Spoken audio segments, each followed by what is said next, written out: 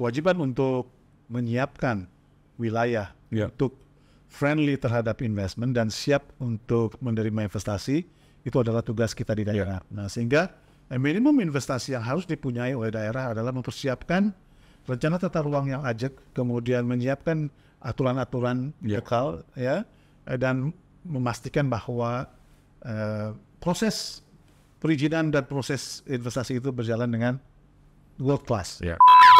Ini ada case yang menarik. Kertajati itu seperti apa? Banyak yang menilai begini, begitu dan sebagainya. Mungkin sebagai orang yang mengurus. Nah, ini menarik sekali ya, karena asetnya sendiri, aset sendiri dari terminal maupun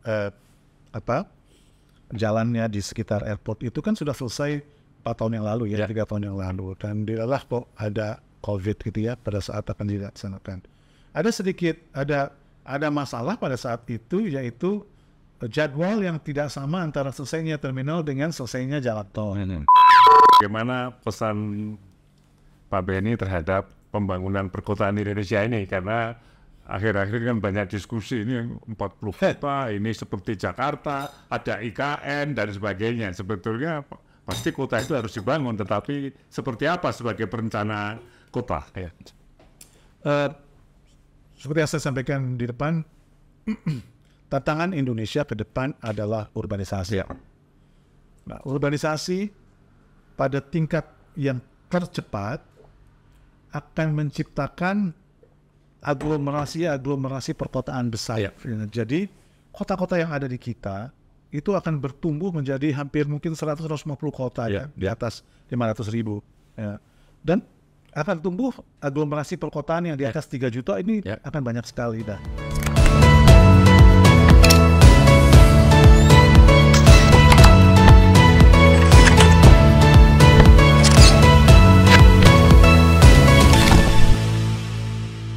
Saya kira menarik sekali kan untuk bisa menjadikan laju pertumbuhan yang cukup signifikan tadi kan perlu biaya, perlu finansial. Nah, bagaimana upaya-upaya finansial dan juga tentu saja kolaborasi yang lebih nyata, karena pasti kota-kota, kabupaten-kabupaten ingin maju masing-masing. Nah, ini bagaimana membuat itu bisa ini finansial, investasi, entah asing, entah dalam negeri dan sebagainya.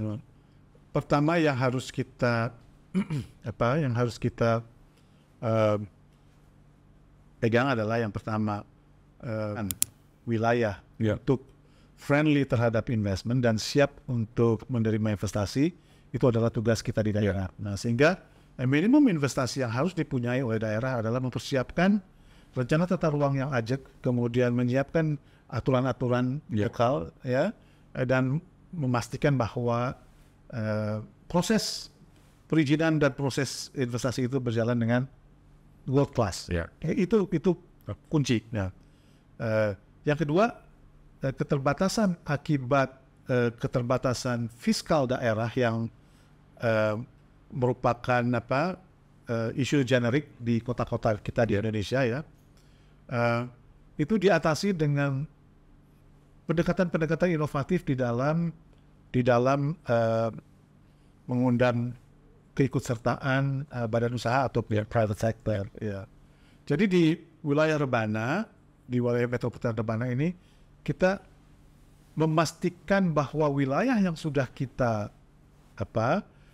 delineasi menjadi kawasan peruntukan industri misalnya, itu harus ajak, sehingga investor tidak harus ragu-ragu. Nah, pengadaan lahan dan pengelolaan masing-masing dari kawasan industri itu silakan oleh private sector. Lalu bagaimana dengan infrastruktur dasar? Karena kunci dari keberhasilan 7% growth adalah infrastruktur world class. Ya. Nah, ada dua hal. Yang pertama,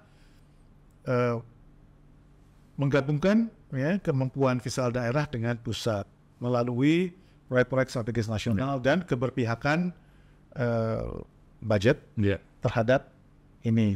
Yang kedua, keikutsertaan pihak swasta di dalam atau investor di dalam pengadaan infrastruktur dasar melalui KPBU misalnya. Nah, kalau kita linear berjalan hari ini, maka hampir pasti ya kota-kota atau kabupaten itu tidak memiliki kemampuan atau dana yang sendiri untuk mencari KPBU, gitu. Nah, sehingga di Badan Pengelola Rebana ini kita mendirikan pusat KPBU, yang tujuannya adalah untuk mensupport 7 wali kota bupati dan 7 kota kabupaten supaya bisa memprocure melalui format KPBU, skema KPBU. Nah, dan kami menyarankan let's focus kepada unsolicited bids. Tadi Mas Berry menyebutkan ada world class infrastruktur yang Kertajati, Patimban, kemudian Cirebon, kemudian Kuningan. Nah, ini ada case yang menarik. Kertajati itu seperti apa? Banyak yang menilai begini, begitu dan sebagainya. Mungkin sebagai orang yang mengurus Rebana. Nah, ini menarik sekali ya, karena asetnya sendiri, aset sendiri dari terminal maupun jalannya di sekitar airport itu kan sudah selesai 4 tahun yang lalu ya, 3 tahun yang lalu. Dan dilalah kok ada COVID gitu ya pada saat akan dilaksanakan. Ada masalah pada saat itu, yaitu jadwal yang tidak sama antara selesainya terminal dengan selesainya jalan tol. Alhamdulillah tahun ini kita sudah samakan ya. Sekarang jalan tolnya sudah siap, Kertajatinya sudah siap. Nah, dengan dibukanya kembali Kertajati bulan Oktober kemarin 100% ya, dan berfungsinya jalan tol, Airport Kertajati sebagai airport kedua terbesar setelah Soekarno-Hatta ya, hari ini sudah terhubungkan dengan baik dengan catchment area kira-kira 21 juta lah. Jadi catchment area dari Bandara Jawa Barat ini adalah Cirebon, Indramayu, terus ke selatan sampai ke Cianjur, ke Tasikmalaya dan Ciamis ya, dan termasuk juga bagian barat dari Jawa Tengah. Jadi itu catchment areanya besar sekali, Bandung ya. Nah, dan kalau kita lihat hari ini, saya kira ramping up dari traffic di airport sendiri sudah semakin baik. Ya. Internasional sudah mulai sejak Oktober. Memang baru beberapa kota di ASEAN, Kuala Lumpur, tapi progresnya semakin baik gitu. Saya kira Singapura dalam waktu dekat kita sudah punya hubungan langsung karena umroh dan haji dengan Jeddah ya, dengan Riyadh. Saya kira Qatar akan menyusul. So sementara itu untuk charter dan kargo itu sudah kemana-mana. Jadi sebagai sebuah airport, kalau kita nanti sempat ya main, pastilah karena kita airportnya kan toh harus ke sana, kelihatan udah mulai berdenyut gitu. Saya kira outlook-nya positif, outlook-nya sangat positif. Saya kira sudah cukup ya, sudah 30 menit. Nah mungkin apa peran masyarakat pada umumnya yang ada di Rebana dan juga mungkin universitas, ada ITB, ada yang lain-lain. Pak Sono ya, begini ya, saya kira beneficiary atau yang mengambil keuntungan terbesar dari terbangunnya sebuah metropolitan besar seperti Rebana adalah masyarakat. Karena hari ini masyarakat yang tadinya merasa bahwa wilayah metropolitan ini di pojok sana, hari ini menjadi di pusat dunia. Karena di wilayah kita ini ada airport yang menghubungkan kita dengan Jeddah, dengan Kuala Lumpur, dengan dunia gitu. Patimban hari ini adalah satu-satunya ocean going port di luar Tanjung Priok yang bisa mengirim barang ke depan. Double track sudah selesai, kereta cepat akan lewat situ. Tingkat pertumbuhan kebutuhan tenaga kerja yang ada di 13 kawasan penuntukan industri akan tinggi sekali. Masyarakat pun saya kira harus mengambil manfaat dari berdirinya ITB. Kemudian minggu depan, jadi bulan ini kita akan groundbreaking 30 hektar kampus Politeknik Manufaktur. Ya, yang akan sangat besar. Swasta atau negeri itu, Pak? Negeri. Ya, ini akan berdiri di Kota Majalengka. Jadi kebutuhan untuk pendidikan masyarakat untuk bersiap-siap menghadapi datangnya industri-industri baru ini, saya kira sudah kita siapkan ya secara engineering. Jadi kita betul-betul mengharapkan bahwa masyarakat bisa mengambil manfaat. Kita kembangkan Kuningan menjadi kawasan wisata dunia.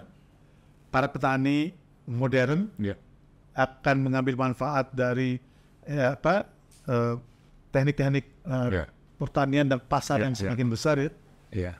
Perishable goods kita bisa langsung berangkat dari Kertajati sekarang, tadinya tidak bisa gitu. Nah, saya kira menarik tadi ya, dari banyak hal, mau pariwisata, pertanian, kemudian juga port. Nah, kita balik kepada topik hari ini adalah Smart Tech. Saya lakukan Smart Tech. X-nya bisa port, X-nya bisa community, X-nya bisa farming, X-nya bisa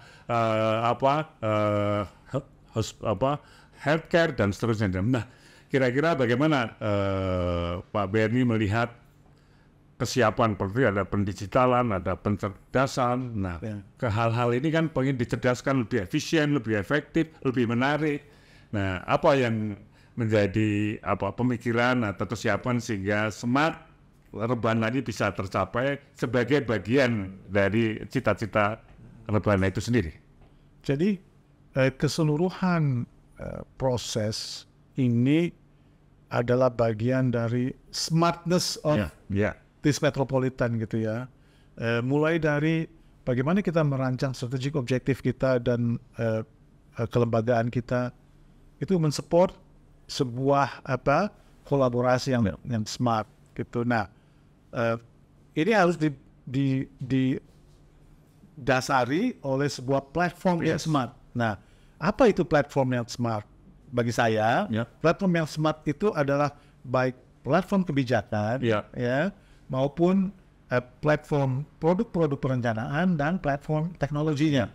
Nah, saya kira dari sisi itu smartness itu embedded di dalam cara kita bekerja. Nah, apa konsekuensinya bagi dunia usaha maupun masyarakat ya untuk mencapai ini?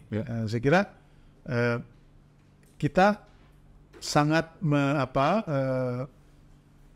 menginginkan pertumbuhan kita itu berbasis kepada semua new technologies dan future technologies ya. Kita hari ini punya knowledge partners beberapa, di mana net zero, ekonomi, industry based net zero strategi, pemakaian energi baru terbarukan di semua kawasan industri dan seterusnya itu memerlukan platform yang smart. Yang lebih mendasar tentunya adalah the smart people.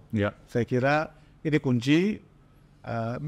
Untuk itu pemerintah Jawa Barat sangat aware dan sangat fokus mendirikan teknologi university dan manufaktur untuk mensupport sebuah kutub pertumbuhan baru berbasis industri. Tadi sudah saya sampaikan, industrinya pun industri smart semua. Telco, kemudian modern warehousing, supply chain modern, EV dan seterusnya gitu. Jadi, nah ke depan tantangan kami di BP Rebana, dan ini memerlukan mungkin bantuan teman-teman, kerjasama teman-teman, adalah bagaimana tadi platform teknologi ini ya kita bisa satukan. Kita mulai satukan dari visinya lah gitu. Pasti. Dari sisi pengambilan kebijakan dan desain kelembagaan sudah mulai smart lah. Saya kira insya Allah akan ajak gitu ya. Nah, teknologi ini kita turunkan ya dalam pengelolaan kawasan industri, pengelolaan infrastruktur pasduanya, gitu kan. Kemudian pengelolaan sumber daya manusianya itu ya semua smart gitu. Nah, yang paling menarik Pak Sono adalah creating smart industrial estates. Ya, kita sudah punya smart, kita sudah punya industrial estate based net zero strategy sudah ada. Jadi net zero kita akan dibangun dengan melalui strategi men-net zero-kan setiap kawasan industri. mungkin kita harus berpikir bagaimana kita bisa punya strategi khusus untuk smart industrial estate di semua 13 KPI. Gitu.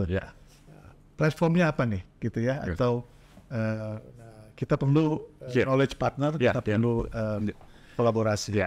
Saya kira hari ini kita mendapatkan suatu pelajaran yang luar biasa dari ahlinya dan juga sekaligus karena beliau sebagai kepala adalah praktisi ya.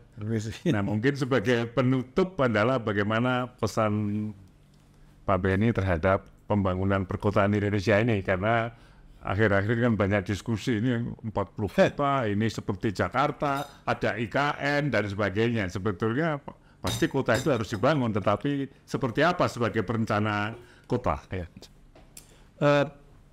Seperti yang saya sampaikan di depan, tantangan Indonesia ke depan adalah urbanisasi. Nah, urbanisasi pada tingkat yang tercepat akan menciptakan aglomerasi perkotaan besar. Jadi kota-kota yang ada di kita itu akan bertumbuh menjadi hampir mungkin 100-150 kota di atas 500.000. Dan akan tumbuh aglomerasi perkotaan yang di atas 3 juta ini akan banyak sekali. Sehingga kalau Indonesia mau mempunyai growth yang kita harapkan, maka kita harus bisa memanage aglomerasi perkotaan. Nah, inilah mungkin tadi yang dianggap oleh teman-teman di luar sana sebagai tantangan membangun kota gitu ya. Saya kira kesempatan kita adalah melakukan pembangunan di atas basis kota-kota yang sudah berkembang ini gitu ya. Jadi, nah tantangan kedepannya juga adalah bagaimana kita menginfuse sebuah nilai-nilai baru ketika kita mengarahkan pertumbuhan 30, 40, 50 kota ini dengan values ya yang bersumber kepada tadi how to create livable and sustainable and smart environment lah, tempat hidup lah, layak huni. Nah, yang pertama. Yang kedua, saya kira tidak semua kota Indonesia ini harus mengacu pada standar-standar global tentang kelayak hunian, tentang smartness, tentang environment, sustainability. Jadi harus kelas dunia karena kenapa tidak gitu ya. Surabaya, Bandung di atas 5 juta ya, Bandung kawasan Rebana 10 juta Bandung 9 juta, Surabaya mungkin udah 7 ya. Peernya kota-kota ini bukan Phuket, bukan Pahang atau Brisbane, tapi peernya ini Mumbai, peernya ini Toronto, Seoul gitu.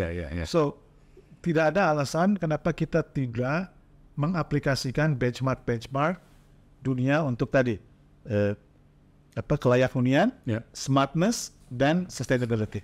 Baik, terima kasih. Jadi alhamdulillah hari ini kita telah banyak belajar dan juga bisa menginspirasi bagaimana kota-kota itu dibangun dan juga bagaimana kawasan atau metropolitan kota, terutama metropolitan Rebana sebagai salah satu inisiator ya, boleh dikatakan metropolitan di Indonesia. Dan saya dengar banyak daerah-daerah yang lain belajar bagaimana membentuk kelembagaan metropolitan Rebana ini. Kami ucapkan terima kasih atas nama Pusat Inovasi Kota dan Komunikasi ini sebagai kita nanti bisa unggah ini catatan sustainability kita nanti di IG kita dan bisa disebarkan juga lewat publik ya. Lewat nanti linknya kita kirimkan PDF-nya sehingga bisa menjadi catatan itu bagi teman-teman semua. Nah, kita difoto sama ini biar kita terima kasih. Semoga lancar Rebana Metropolitan. Wassalamualaikum warahmatullahi wabarakatuh. Kelihatan. Wah.